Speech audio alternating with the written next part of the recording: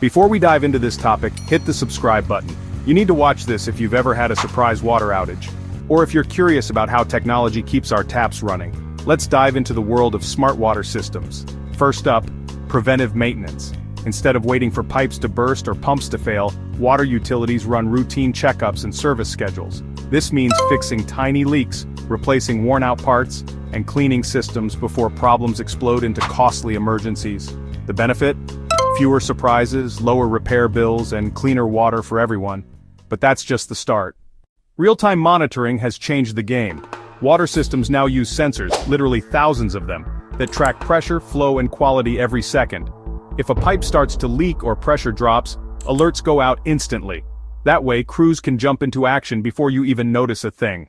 Here's where it gets really smart: data analytics. All those sensors feed into dashboards packed with live stats and historical trends. Water managers can spot patterns, predict issues, and schedule repairs exactly when and where they're needed, not just when something breaks. It's like having a crystal ball for water infrastructure.